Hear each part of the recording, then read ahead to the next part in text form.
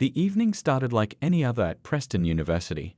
Maya was working her usual routine, though tonight her spirits were particularly high. She'd finally mastered a complex dance sequence she'd been practicing for weeks, and the achievement had her quietly humming an old jazz tune while she worked.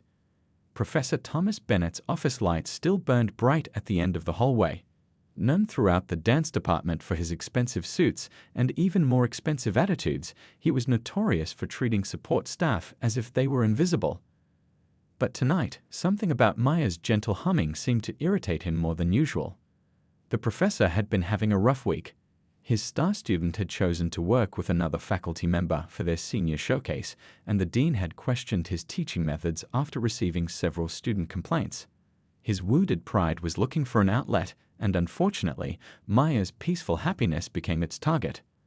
As Maya moved her mop in gentle swoops across the floor, unconsciously adding a slight sway to her movements, she didn't notice Professor Bennett stepping out of his office. He stood watching her with a mixture of contempt and amusement, his expensive leather shoes tapping impatiently against the polished floor. Well, his voice cut through the quiet hallway, making Maya pause mid-motion. Looks like our cleaning staff thinks they're auditioning for the dance department. His words dripped with mockery, but Maya kept her composure, something she'd learned to do over years of dealing with difficult people. The professor wasn't done. He pulled out his phone and began typing, a cruel smile playing on his lips. "Hey everyone, come quick. Our janitor is putting on a show," he read aloud as he sent the message. "You won't want to miss this entertainment." Within minutes, several other faculty members emerged from their offices, drawn by curiosity and Professor Bennett's insistence. Some looked uncomfortable with the situation, but none spoke up. The professor had too much influence over department resources and teaching assignments for anyone to risk opposing him openly. "Come on now," Professor Bennett gestured broadly, as if he were a ringmaster at a circus. "You were so eager to dance a moment ago. Why not show us what you've been practicing in these halls? We could all use a good laugh after a long day." Maya stood still, her hands gripping the mop handle. She thought about all the nights she'd spent practicing in these same halls, the dreams she'd nurtured despite every obstacle. She thought about her grandmother, who'd always told her that dignity wasn't about avoiding humiliation, but about how you handled it when it came. The small crowd had grown, with a few curious students joining the faculty members.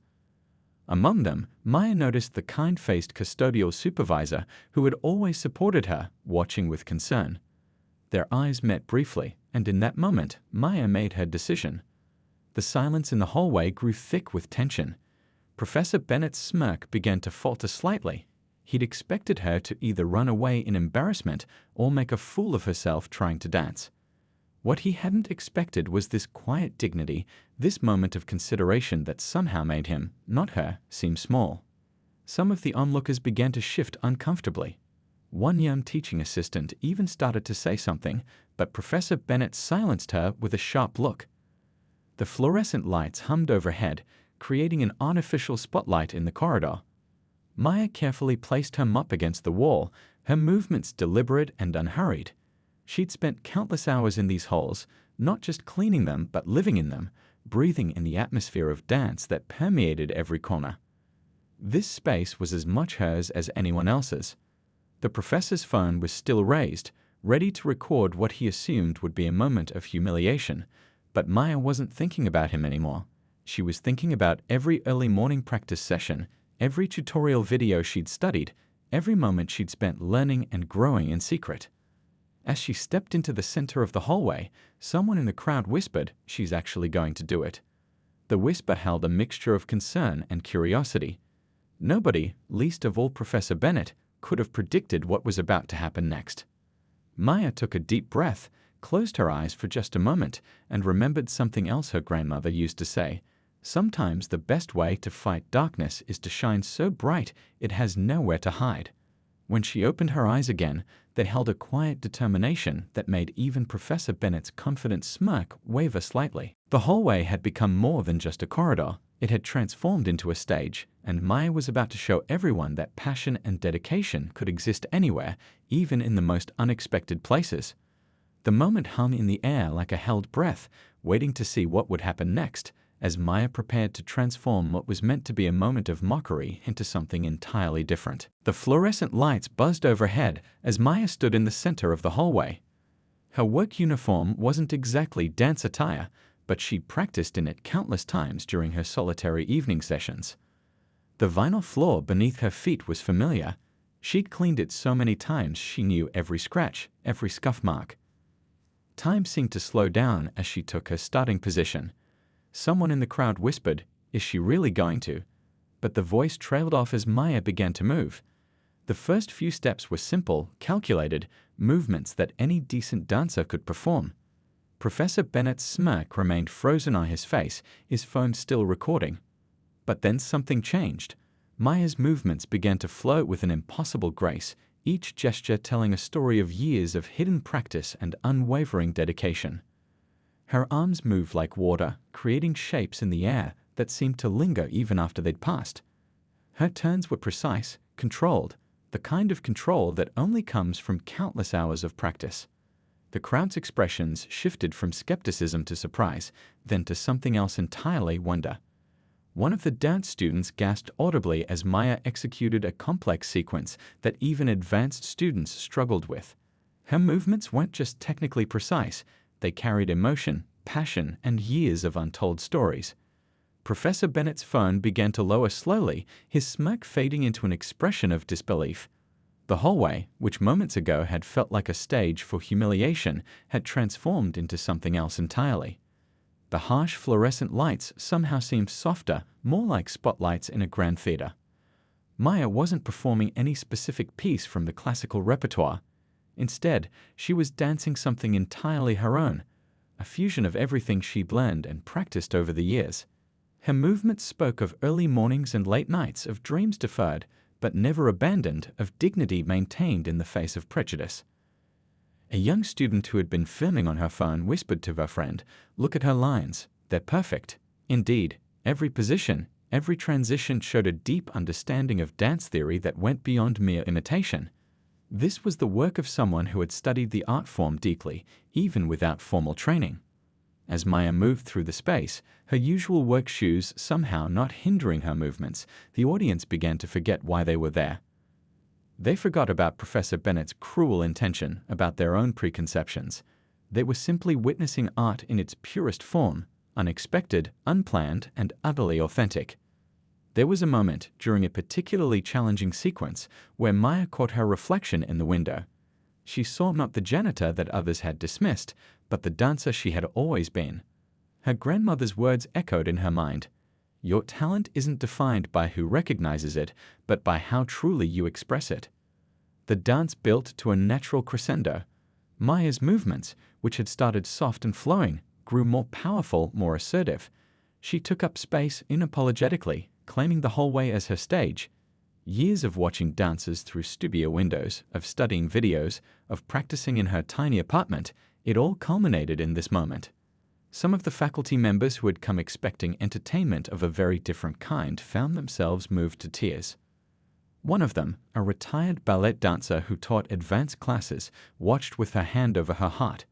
She recognized in Maya's movements the pure love of dance that sometimes got lost in the academic setting. Professor Bennett's phone had long since dropped to his side, forgotten. His face had lost all trace of mockery, replaced by an expression that mixed shock with something else, perhaps shame, perhaps recognition of his own prejudices being shattered before his eyes. The security guard watching through the cameras found himself holding his breath. He'd seen Maya practice many times through the security feeds, but this was different. This was Maya dancing not just for herself, but for every dream that had ever been dismissed, every talent that had ever been overlooked. As the dance began to wind down, Maya didn't end with a dramatic pose or flashy finish. Instead, her movements gradually became softer, more reflective, until she returned to stillness. The final gesture was simple, a quiet ending that somehow felt more powerful than any grand finale could have been. The hallway fell into complete silence. Even the usual sounds of the building, the hum of the air conditioning, the distant echo of doors, seemed to have paused in respect. For a moment, no one moved, no one spoke. The atmosphere had changed entirely, charged with something that felt like witnessing a small miracle. Maya stood quietly, her breathing controlled despite the intensity of what she just performed. Her eyes were clear and direct, holding neither pride nor defiance, just the simple dignity of someone who had chosen to answer mockery with pure, undeniable talent. The silence that followed Maya's performance felt electric. For several long seconds, no one moved, as if breaking the spell would somehow make what they'd just witnessed less real. The hallway, usually just a passage between classrooms, had been transformed into something sacred by those few minutes of pure artistry. Dr. Chen, the head of the dance department, stood at the far end of the hallway. She'd arrived partway through the performance, drawn by the unusual gathering, and had watched the entire scene unfold. Her trained eye hadn't missed a single detail. The perfect technique, the emotional depth, the years of dedication evident in every movement. Professor Bennett's phone hung limply at his side, the recording forgotten. His face had lost all color, and for once he seemed at a complete loss for words. The same students he taught to look down on support staff were now looking at him with undisguised disappointment, some even shaking their heads in disgust at his earlier behavior. A young dance student broke the silence first. "That was," she started, her voice thick with emotion, "that was the most beautiful interpretation of contemporary fusion I've ever seen." Others began nodding in agreement, and soon the hallway filled with excited whispers and discussions about specific movements and techniques they'd witnessed. One of the senior instructors, a woman who'd danced with the National Ballet for 20 years, stepped forward. "Your understanding of body mechanics is remarkable," she said, her professional assessment cutting through the chatter. "Those transitions, they're not just memorized movements. You understand the theory behind them, don't you?" Maya nodded quietly. "I've spent the last 15 years studying every dance book in the public library," she explained, her voice steady despite her racing heart. "And I watch online lectures about dance theory during my lunch breaks." The simplicity of her statement made its impact even more powerful. Here was someone who had pursued knowledge purely for the love of it, without any promise of recognition or reward. The students who had been filming on their phones were already replaying the videos, pointing out specific moments to each other. "Look at this turn sequence," one whispered excitedly. "Even advanced students struggle with this timing, but she makes it look effortless." Dr. Chen finally stepped forward, her presence commanding immediate attention. Her eyes moved from Maya to Professor Bennett, then back to Maya. The contrast between the janitor's quiet dignity and the professor's shattered arrogance couldn't have been clearer. "How long have you been working here?" Dr. Chen asked, though she already knew the answer from staff records. 3 years, ma'am," Maya replied, "night shift, mostly." "And how long have you been dancing?" Maya thought for a moment. "Ever since I can remember. But teaching myself seriously? About 15 years now. My grandmother used to say that if you can't afford to buy a ladder, you build one step by step." The teaching assistant who had tried to speak up earlier finally found her voice. "I've seen you," she said, "through the windows, late at night. I'd always thought you were just tidying up, but you were practicing, weren't you? Using the reflections in the windows to check your form." Maya smiled softly. The windows, the metal door panels, sometimes even the buffed floor. Anything that could show me if my alignment was correct. Her words revealed years of resourcefulness, of making do with whatever was available to pursue her passion. Several of the older faculty members exchanged meaningful looks.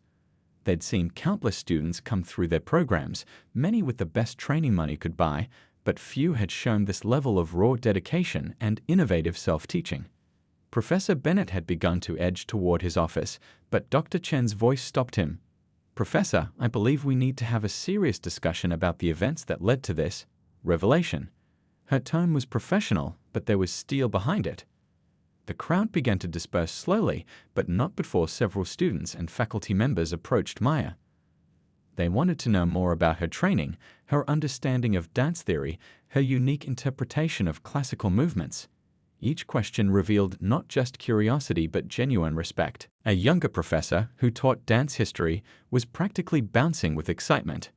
"Your fusion of classical and contemporary styles, it's completely unique. You've developed something entirely new, probably because you weren't constrained by formal training. Do you realize what you've achieved?" Maya stood there, still in her work uniform, still technically on the clock, as years of private dedication suddenly became public knowledge. Her phone began buzzing in her pocket. The videos were already being shared across social media, spreading through the dance community like wildfire. Dr. Chen watched all this with a thoughtful expression. In her 30 years in dance education, she'd never seen anything quite like this. Here was someone who had mastered not just the physical aspects of dance, but its theoretical foundations, all while working full-time and facing daily prejudice. The hallway gradually emptied, leaving Maya alone with Dr. Chen. The older woman looked at the mop still leaning against the wall, then back at Maya. "I think," she said carefully, "it's time we had a serious conversation about your future at Preston University. But perhaps," she added with a small smile, "in a slightly different role than your current one." The next morning, Preston University buzzed with energy. The videos of Maya's performance had spread far beyond the campus walls, reaching dance communities across the city. Students gathered in small groups, phones in hand, replaying the footage and discussing the unexpected display of talent they'd witnessed. Dr. Chen sat in her office, reviewing the emails that had flooded her inbox overnight. Local dance companies were reaching out, asking about the mysterious janitor who danced like a seasoned professional. But what occupied most of her attention was the formal complaint she was drafting about Professor Bennett's behavior. Down in the Human Resources Department, the staff were busy pulling files and documentation. Professor Bennett's actions had triggered a formal investigation, and as they dug deeper, a troubling pattern emerged. Other employees began coming forward with their own stories of discrimination and mistreatment, each incident carefully documented and added to the growing file. Maya arrived for her shift that evening to find a note asking her to come to the dean's office. As she walked through the halls, students and faculty members smiled and waved, some even stopping to congratulate her. It felt surreal. These same people who had walked past her for years without a second glance now saw her in a completely different light. The meeting in the dean's office lasted 2 hours. Present were Dr. Chen, the university's legal counsel, the head of human resources, and representatives from the faculty board. They discussed many things: the incident with Professor Bennett, the videos circulating online, and most importantly, Maya's future. "Your talent isn't just remarkable," Dr. Chen explained, laying out several papers on the desk. "It's transformative. The way you've taught yourself, your understanding of dance theory, it challenges everything we think we know about traditional dance education." The university's proposal was unprecedented. They offered Maya a full scholarship to complete her formal dance education with the flexibility to continue working modified hours. But they wanted more than just to teach her. They wanted to learn from her unique approach to learning dance. Meanwhile, Professor Bennett had been placed on immediate administrative leave. His office stood empty, a symbolic reminder that talent and dedication mattered more than titles and prejudices. The faculty board had convened an emergency meeting to review not just this incident, but the entire culture of the dance department. The young teaching assistant who had witnessed Maya's performance organized a petition. Signed by hundreds of students and faculty members, it called for changes in how the university treated its support staff and demanded more inclusive policies in the dance department. The movement sparked conversations about accessibility in arts education that spread to other departments. Local news stations picked up the story. They were drawn not just to the viral video, but to the larger narrative. A woman who had quietly mastered an art form while facing daily discrimination, whose talent had finally shattered the barriers others had placed in her path. Dance studios across the city began reaching out. They wanted Maya to visit, to share her story, to inspire their students. Her unique journey from self-taught dancer to viral sensation resonated with people who had felt excluded from traditional dance education due to financial or social barriers. The custodial staff, who had always known Maya as a quiet, hard-working colleague, celebrated her success as their own. They shared stories about how she had always helped others, even while pursuing her own dreams in secret. Her story became a symbol of hope for everyone who had ever been told they didn't belong in the spaces they cleaned. Dr. Chen received a call from the director of the city's most prestigious dance company. They wanted to discuss the possibility of featuring Maya in an upcoming performance, not as a novelty act, but as a serious artist whose unique perspective could bring something new to the classical dance world. The university's social media accounts exploded with activity. The video of Maya's performance, professionally edited by the media department, garnered millions of views. Comments poured in from around the world, many from people sharing their own stories of hidden talents and deferred dreams. But perhaps the most significant change happened in the quiet moments between classes. Students began noticing the other maintenance staff, the cafeteria workers, the groundskeepers. They started seeing them as whole people with their own stories, their own dreams, their own hidden talents. Maya's small apartment became filled with cards, letters, and notes from people she'd never met. Many wrote about how her story had given them courage to pursue their own dreams, regardless of their circumstances. A local dancewear company even sent her a complete set of professional dance attire, her first ever. The investigation into Professor Bennett's conduct continued, methodical and thorough. Each revelation strengthened the university's resolve to address not just this single incident, but the systemic issues it had exposed. The dance department began drafting new policies about accessibility and inclusion, using Maya's experience as a guide for what needed to change. Dr. Chen found herself reflecting on how many other hidden talents might be walking the halls of Preston University, invisible only because no one had bothered to look. She began working on a proposal for a new scholarship program, one specifically designed for non-traditional students in the arts. The security guards who had watched Maya practice through their cameras for years finally shared their observations with Dr. Chen, helping to document the dedication she had shown long before anyone else noticed. Their testimonies added another layer to the story of a woman who had never stopped believing in herself, even when she danced alone. 6 months had passed since that life-changing evening in the hallway. The morning sun streamed through the windows of Studio A, where Maya now stood not as a janitor, but as an instructor. She watched as her weekend community dance class, filled with students of all ages and backgrounds, some in professional dancewear, others in simple workout clothes. The journey to this moment had been intense but beautiful. Maya had accepted the university's scholarship offer, attending classes during the day while teaching in the evenings. Her unique perspective on dance education, shaped by years of self-teaching, brought something special to both her learning and her teaching. Remember, she told her students as they warmed up, dance isn't about where you learned it or what you're wearing. It's about the story in your heart and the dedication in your practice. Her words carried the weight of personal experience, resonating with everyone in the room. Among her students was a cafeteria worker who had always dreamed of dancing but never had the chance. There was also a retired teacher who thought she was too old to start, and a young security guard who had watched Maya practice through the cameras for years. Each of them had been inspired by her story to finally pursue their own dreams. The dance department had changed dramatically.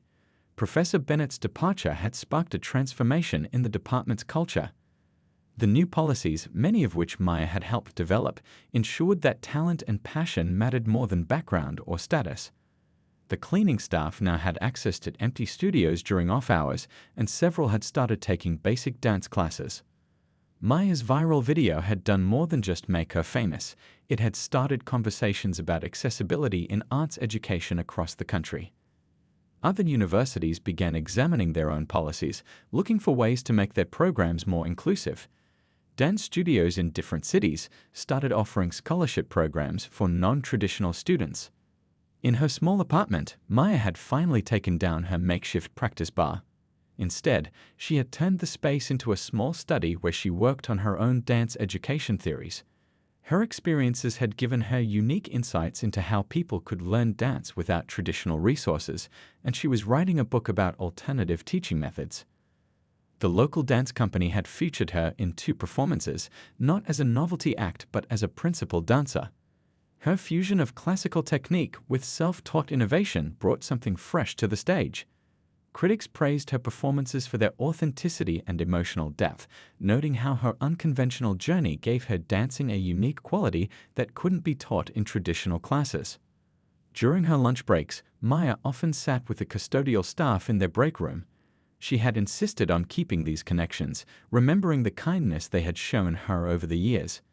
They shared stories, dreams, and sometimes even dance steps, turning the break room into an impromptu dance studio. The university had started a new program, unofficially called the Maya Initiative, which provided resources and opportunities for employees who wanted to pursue education in any field. The program recognized that talent could be found anywhere and that traditional barriers to education often hid incredible potential. One evening, as Maya finished teaching her community class, a young girl approached her. "My mom's a janitor," she said quietly. "She doesn't think she can be a dancer too. But I showed her your videos, and now she's thinking about it."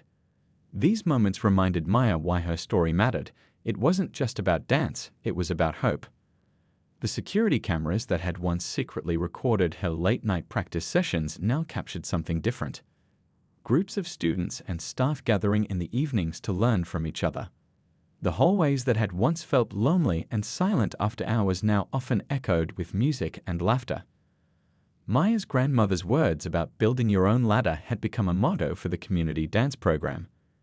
On the studio wall, alongside mirrors and bars, hung a simple quote, "Talent doesn't ask permission to exist." Below it, students added their own stories of overcoming barriers, creating a living testament to perseverance. Local schools began inviting Maya to speak to their students, not just about dance, but about pursuing dreams against all odds. She always brought her mop along to these talks, using it to demonstrate how she had practiced her turns and positions. The simple prop helped children understand that learning could happen anywhere with anything. The investigation into past discriminatory practices had led to systemic changes throughout the university. New training programs helped staff at all levels recognize and challenge their own biases. The story of the janitor who became a dance instructor had become a powerful reminder that everyone deserved respect and opportunity. Maya's weekend community classes had grown so popular that the university had to open additional sessions. People drove from neighboring cities to attend, drawn not just by her teaching skills, but by the atmosphere of inclusivity and possibility she created. In her studio, a businessman danced next to a bus driver, while a doctor learned from a homemaker, all of them equal in their love of dance.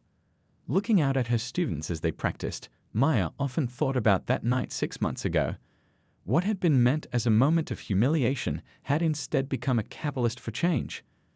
But the real transformation wasn't just in her life, it was in how people had started to see each other, to recognize that extraordinary talent could exist in the most ordinary places. As the evening sun cast long shadows through the studio windows, Maya smiled at her reflection, no longer the invisible janitor, but not quite the same person she'd been before either. She had become something else, a bridge between worlds, proving that sometimes the most powerful dance of all is the one that breaks down barriers and opens doors for others to follow.